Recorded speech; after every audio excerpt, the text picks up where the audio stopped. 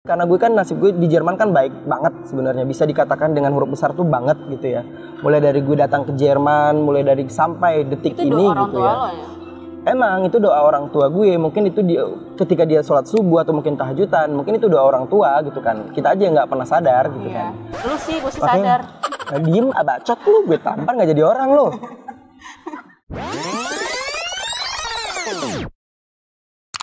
Buat emak, pokoknya 3 tahun, aku mau nangis deh. 3 tahun ke depan pokoknya sehat-sehat terus, soalnya ibu gue lagi sakit. Nggak bisa. Nama aku Hadi Sukron, aku datangnya dari Riau, aku alumni YAIJ tahun 2018. Jadi aku berangkatnya itu ke Jerman kemarin tahun 2018 Maret.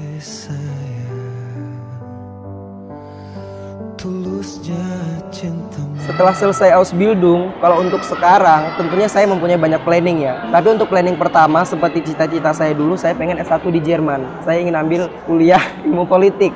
Tapi mungkin hati kita kan terkadang suka berbolak-balik. Mungkin nanti ketika saya sudah asik mencari uang, setelah Ausbildung saya pengen lanjut ambil masternya 2 tahun lagi, katanya setelah itu saya baru kerja gitu.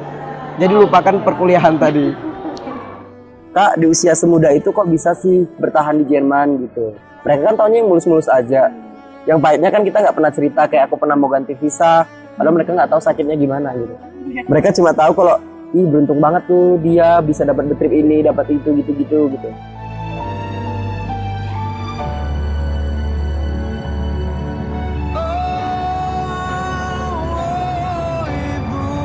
Jadi gue selama 5 tahun di Jerman itu ternyata nggak sia-sia gitu. Kayak gue udah bisa bangunin orang tua gue kayak rumah lagi, dimana dia bisa lagi, dibesarin lagi, dia kayak udah tuh. bisa beli mobil lagi sih. Sampai gue waktu itu nyampe Jerman, gue bilang, ya I take this responsibility, gue bilang gitu kan. Gue ambil tanggung jawab yang udah ini, lu udah kalau mau udah pensiun, gue bilang gitu. Gue udah bisa ngebahagiain emak kayaknya, walaupun gue bakal susah-susah gitu. Hampir semua udah aku penuhin sih kayaknya. Aku kasih orang tua itu per bulannya juga aku udah kasih kayak kebutuhan, bukan lagi kebutuhan primer yang aku penuhin, tapi ya kayak udah kebutuhan kayak sekunder sama tersiernya juga aku udah kasih gitu kan. Ada satu lagi mimpi aku yang belum aku pengen bawa adik-adik aku yang 2 ini sama ibu aku selama dia masih mampu. Dan mampu, aku pengen bawa dia ke Jerman. Aku pengen dia ngelihat apa yang aku lihat di luar sana gitu loh. Aku pengen ibu aku ngelihat salju, ngelihat kayak musim gugur itu kayak apa sih gitu.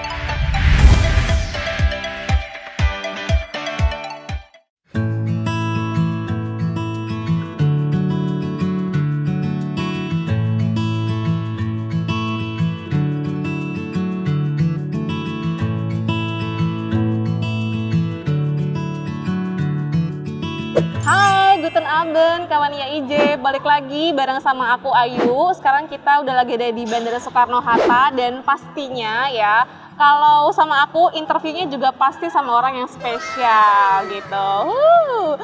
Siapa sih dia? Bukan siapa-siapa sih sebenarnya gitu ya, tapi punya pengalaman yang sangat-sangat menarik. Dan juga pastinya pengalamannya ini sangat-sangat memotivasi orang banyak gitu ya. Langsung aja deh, aku mau kenalin ya. Di sini ada Hadi.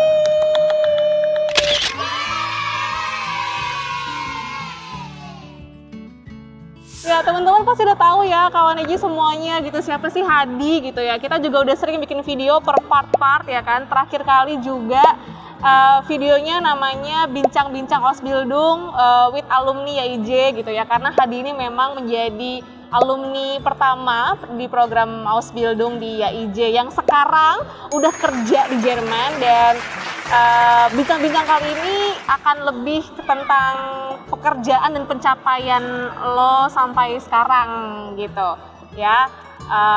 Boleh dong disapa dulu kawan-kawan YIJ yang ada di rumah, di jalan raya, dimanapun teman-teman lu juga. Oke, baik. Oke. Aku deg-degan deh. Oke. Halo kawan-kawan YIJ yang belum kenal aku, yang padahal semua udah kenal gitu ya. Harusnya nama aku ya? Hadi Sukron ya. Jadi teman-teman manggil biasa aku tuh panggilnya Hadi. Sekarang aku lagi pulang ke Indo, ada kesempatan liburan lagi 3 minggu. Terus ini mau balik lagi ke Jerman. Terus aku mau bincang-bincang sama manajernya YIJ. Oke. Gimana kabarnya Hadi setelah kembali dari kota asal? Pasti sedih bete gue dah. Ketemu keluarga. Iya, ketemu keluarga, tapi kayak beda aja gitu sama pulang 3 tahun lalu. Kayak gimana ya ngomongnya ya, ini tuh kayak pulang tuh lebih berasa gitu loh. 3 tahun lalu itu waktu aku pulang kan aku masih Ausbildung kan ya, masih Ausbildung tahun kedua. Jadi emang finansial waktu itu juga masih kayak apa namanya, masih acak-acakan, belum mumpuni banget. Waktu itu juga masih pinjam sana pinjam ke sini supaya kayak bisa pulang ke Indo, supaya orang tua juga kayak nggak khawatir pas kita pulang. Tapi kan kita pengen pulang karena rindu kan sama orang tua. Nah pulang kali itu beda aja gitu, karena kan kita udah secara finansial juga udah mampu kan. Terus kayak udah pulang gitu, gue kan ngajak semua keluarga gue kan, kayak udah jemput gue deh ke bandara, terus kita nanti jalan-jalan deh ke pantai gitu kan. Pokoknya gue ajakin tuh semua sampai 3 mobil kan. Terus kayak pulang itu kayak kerasa banget gitu loh pulang kampung. Kali ini gue ajak orang-orang tua gue yang belum pernah kayak ngerasain jalan-jalan kayak jauh sebelumnya. Yaudah gue ajakin, nggak apa-apa, gue habis banyak, duit gue kan banyak gitu. Nggak apa-apa gitu. Tapi lu tuh pulang kemana sih? Kota asal lu di mana? Gue tinggal di pulau kecil banget dah. Apa ya pokoknya nama orang yang tahu mungkin Pantai Natal kali ya. Itu tuh masih 1 jam 2 jaman dari tempat gue, masih ke ujung-ujung deh. Aspal aja baru masuk ke tempat gue. Berarti pedalaman banget lah ya. Pedalaman banget. Oke. Terus berarti ini kan juga jadi apa ya? Lo pulang setelah pandemi lah ya. Berarti kan kurang lebih lo berapa lama sih nggak pulang berarti kurang lebih? Gue berarti nggak pulang udah 3 tahun genap. 3 tahun ya.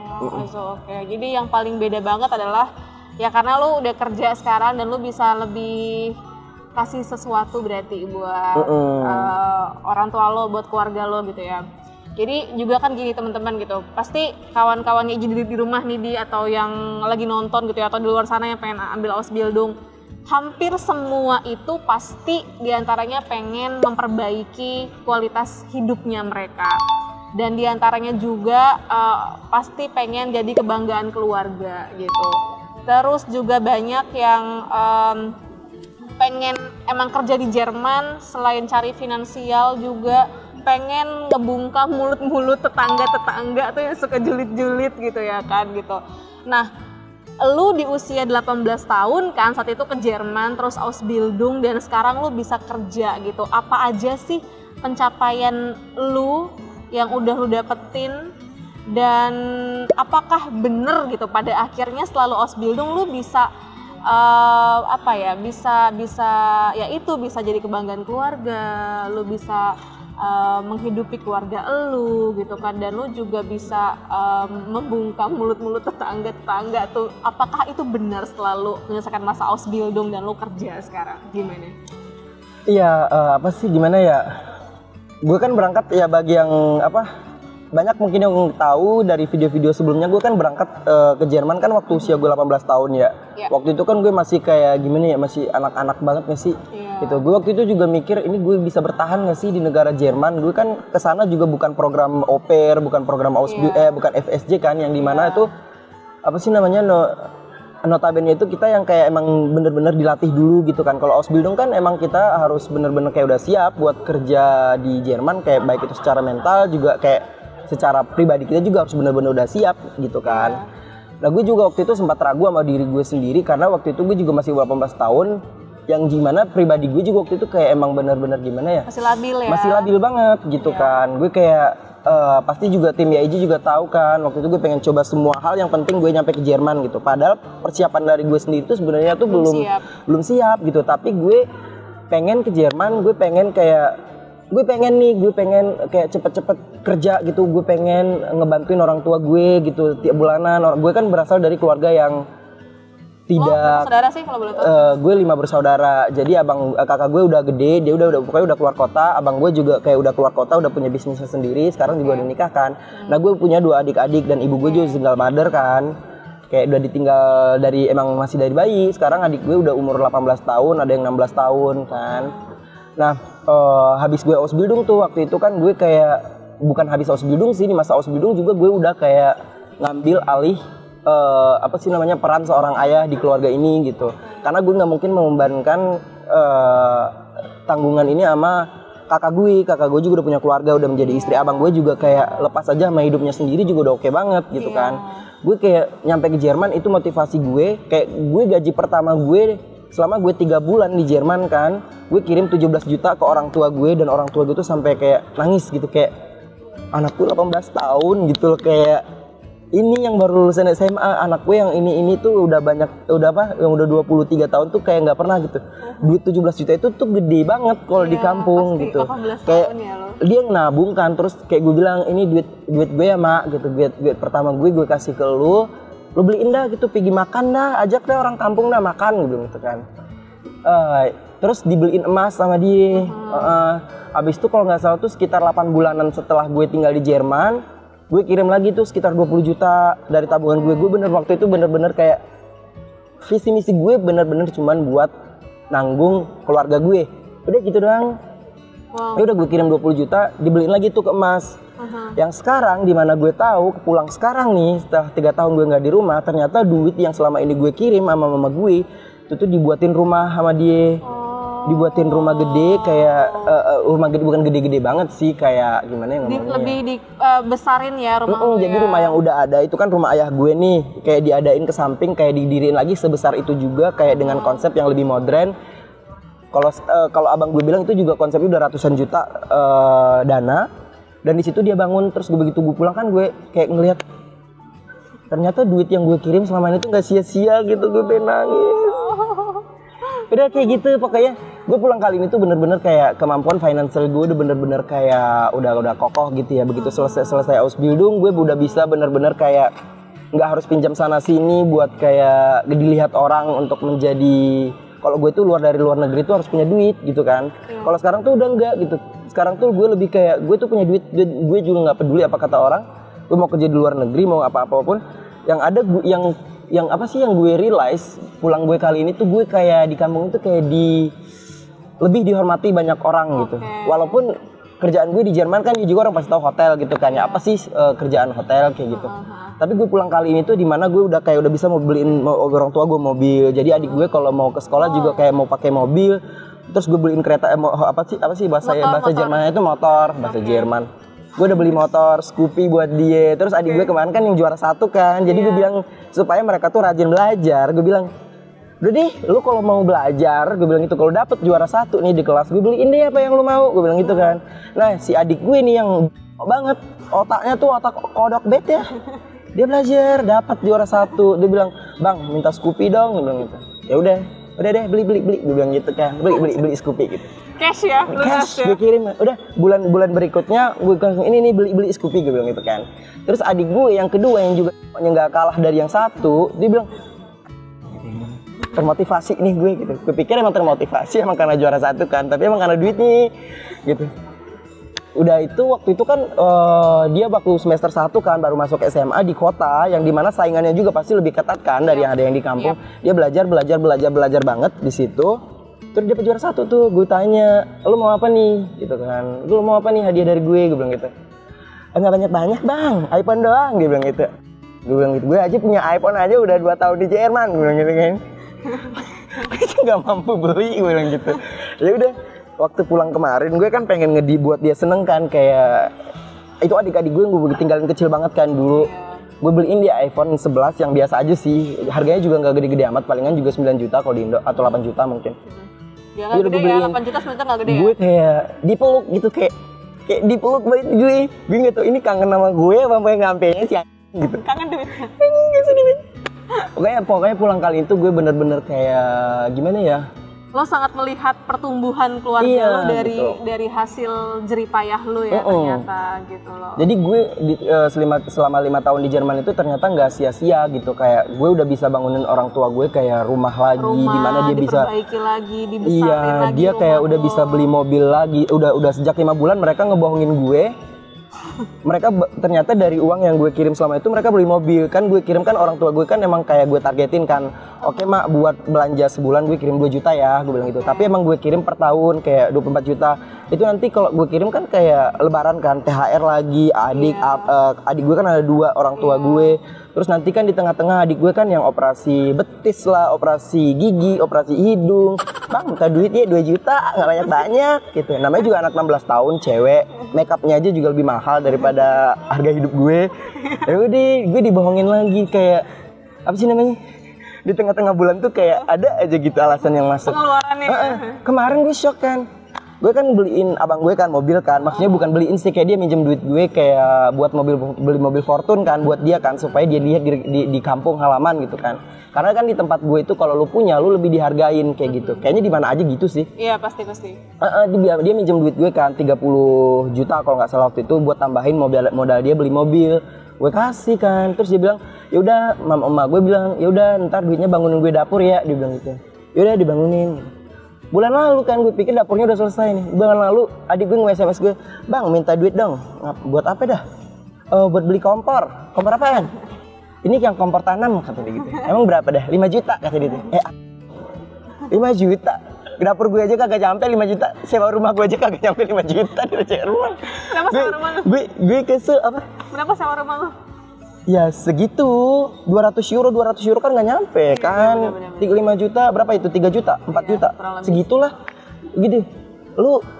Gue bilang sama adik bisa gue, langsung masak sendiri deh kayaknya. Kayaknya sih. Gue bilang sama adik gue bilang kayak bukan berarti gue sekarang udah berpunya, gue manjain lu, bukan berarti lu udah kayak seenaknya aja nih minta sama gue bilang gitu. Tapi emang gue sayang banget sih sama adik gue, kayak setelah semua pencapaian gue mikir kan orang tua gue udah tua kan, kayak gue dulu mikir kayak gue mau beli rumah, gue mau punya pencapaian tersendiri gitu. Tapi gue mikir lagi kayak di usia 23 tahun, orang tua gue yang udah tua gitu kan, gue nabungnya kayaknya bisa nanti aja deh gitu. Gue kayaknya ngebahagiain orang tua gue dulu deh, kayak seberapa lama lagi sih gue bisa ngebahagiain orang tua gue. Maksudnya duit-duit yang gue nabung punya. Nabung buat diri lo sendiri, lo belakangin. Gue belakangin dulu gitu. Kayak adik-adik gue kan kita juga beda ayah kan, kayak mereka juga kayak udah mulai khawatir akan masa depan mereka. Terus gue bilang, oh gak usah banyak bacot dah, gue bilang gitu, lo adik gue bilang gitu, lo kalau mau ke sekolah, dulu mau dokter, gue juga gue sekolahin, gue bilang gitu, gue punya duit buat itu, gue bilang gitu sama adik gue. Lo butuh sih disekolahin. Iya kayak gitu. Banyak loh, siapa yang mau sekolahin?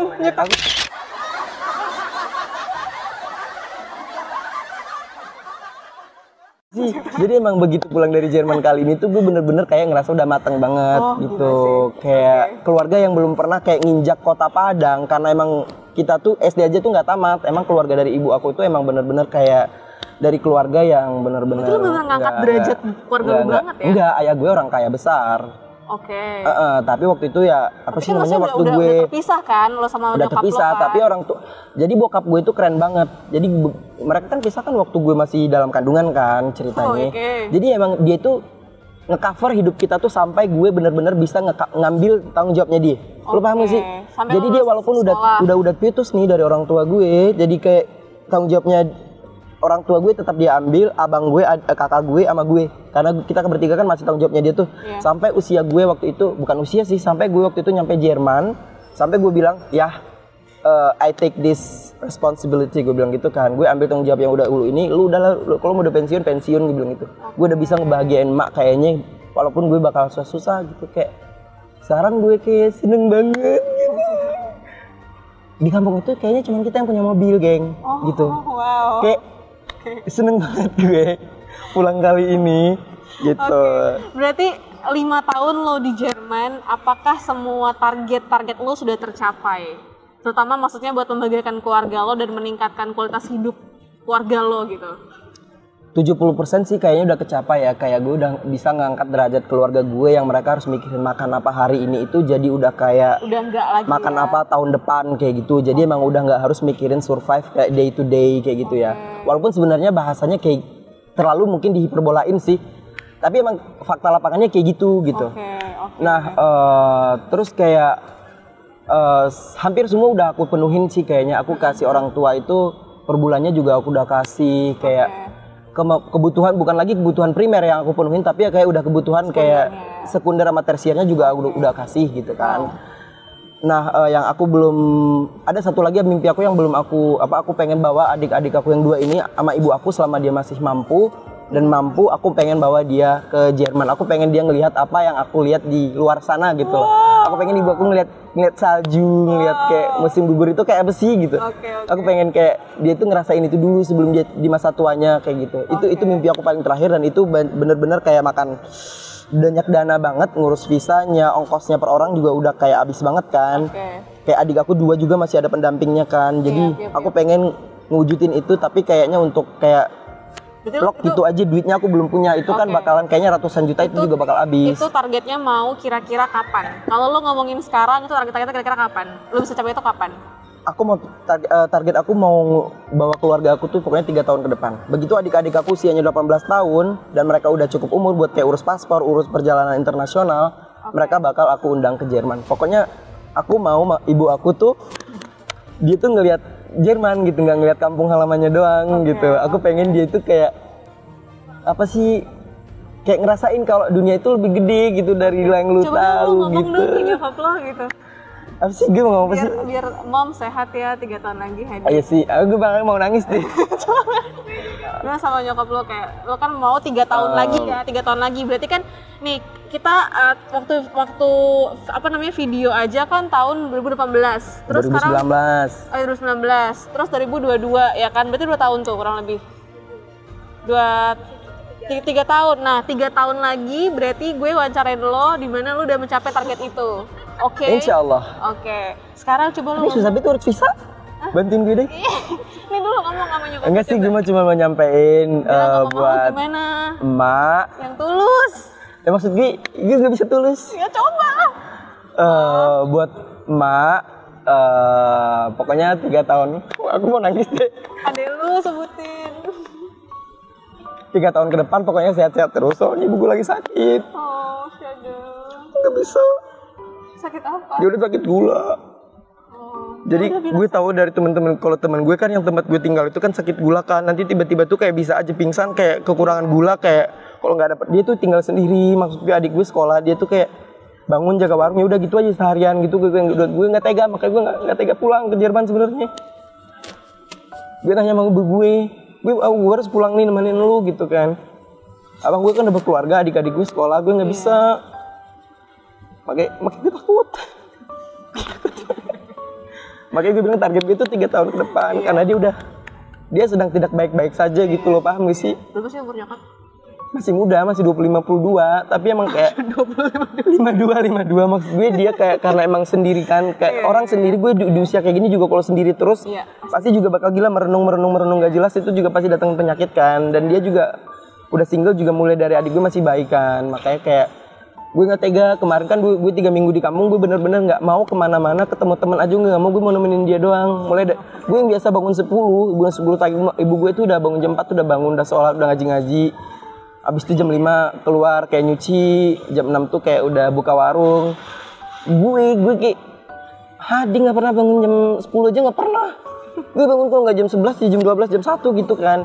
Kemarin gue yang dimana gue tuh pengen sebenarnya kayak Indonesia kan pengen liburan kan, pengen nyenengin diri gue juga kan. Gue kemarin tuh pokoknya bangun jam 7, lu temenin mak lu deh gitu, karena nggak ada yang nemenin dia gitu dari pagi sampai malam gitu. Makanya gue kasihan, makanya gue nggak bisa, gue pengen pulang aja gitu. Duit masih bisa gue cari. Jadi suruh ibu sehat-sehat. Iya, pokoknya yang sehat aja gitu kan. Pokoknya 3 tahun lagi insya Allah nanti aku bawa ke Jerman. Walaupun dia pengen ke Mekah sih. Kata dia daripada duit lu ke Jerman kata dia gitu, apa mending gue ke Mekah kata dia gitu. Ya berarti ke Mekah dulu nggak sih? Udah ke Mekah kan dia waktu itu kita udah di sini waktu 2017 mah. Udah ke Mekah, maksud aku tuh ke Mekahnya udah. Maksud aku tuh pengen nunjukin nih kayak mana sih Paris itu gimana sih, kayak mana sih Jerman itu gimana, Belanda itu gimana sih.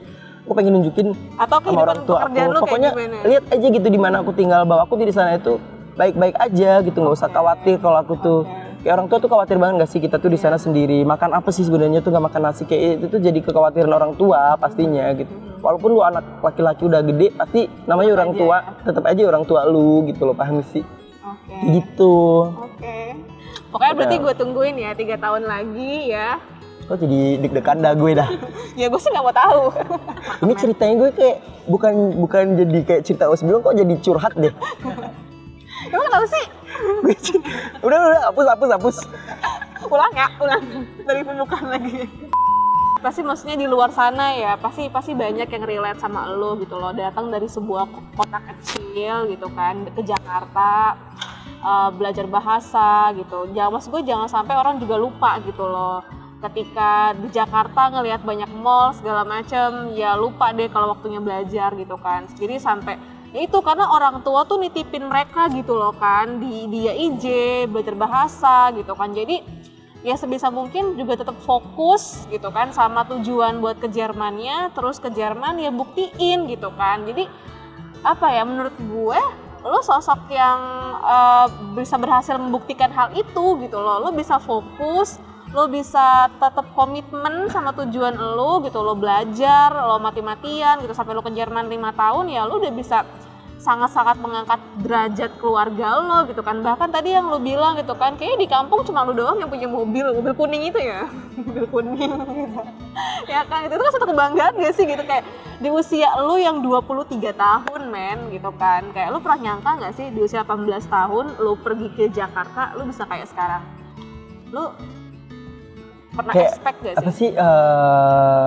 Apa sih kayak sekarang apalagi gue udah ngebantuin orang juga kan yang buat ke Jerman, itu gue kayak ngejadi kebanggaan buat gue tersendiri gitu. Bukan hanya kayak gue punya lebih banyak koneksi di Jerman sama orang lain, tapi gue kan secara nggak langsung kayak gue bisa mewujudkan, karena apa sih, karena gue kan nasib gue di Jerman kan baik banget sebenarnya, bisa dikatakan dengan huruf besar tuh banget gitu ya. Mulai dari gue datang ke Jerman, mulai dari sampai detik itu ini orang gitu tua ya. lo ya?